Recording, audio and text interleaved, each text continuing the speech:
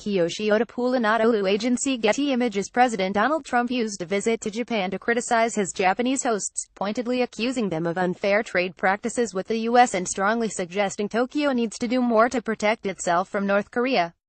In both cases, the president's inflammatory rhetoric displayed an ignorance of basic facts and context that undermine his criticisms of the vital U.S. ally.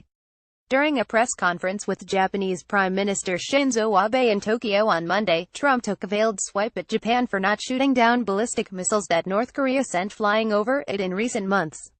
Abe will shoot them out of the sky when he completes the purchase of lots of additional military equipment from the United States, Trump said. The Prime Minister is going to be purchasing massive amounts of military equipment, as he should. And we make the best military equipment by far. Abe said he was considering such a deal but declined to fully endorse Trump's enthusiasm for shooting down Pyongyang's future missiles, saying instead that they would only be shot down if necessary. Trump's heavy-handed directive to Tokyo was in response to a question that alluded to reports over the weekend that he had told Asian leaders that he couldn't understand why a nation of samurai warriors failed to take down North Korean missiles recently. But Japan had several reasons to refrain from doing so.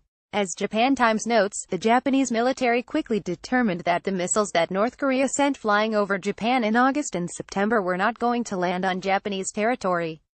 They also calculated that given the speed and altitude of the North Korean missiles, they would have been hard to strike down with their current missile defense system.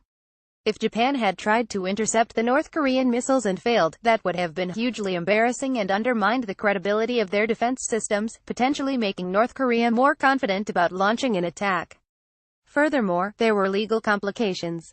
As Noboru Yamaguchi, professor of international relations at the International University of Japan in Niigata, told the New York Times, Japan is legally only able to intercept a missile if one, its citizens are actually in danger, or two, if one of its allies is being attacked. North Korea's missiles were test weapons and were not equipped with live warheads. And in addition to all this, Abe would likely need approval from Japan's parliament to intercept North Korean missiles, according to Yamaguchi.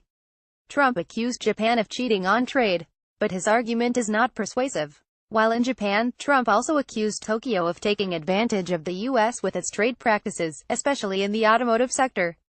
But here too his criticism has been at odds with reality. We want fair and open trade. But right now, our trade with Japan is not fair and it's not open, Trump told Japanese and U.S. business executives in Tokyo on Monday. The U.S. has suffered massive trade deficits with Japan for many years. Many millions of cars are sold by Japan into the United States, whereas virtually no cars go from the U.S. into Japan.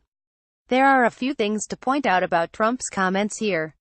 First, Trump believes that if the U.S. has a trade deficit with another country, meaning that country exports more to the U.S. than the U.S. exports to that country, that it automatically means that trade with them is unfair.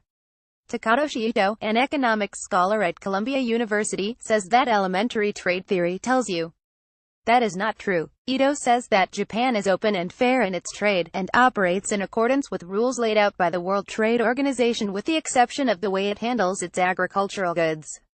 He says that when a country like Japan has a trade surplus with the U.S., it's a reflection of comparative advantage. It makes products that the U.S. wants more efficiently than the U.S. does.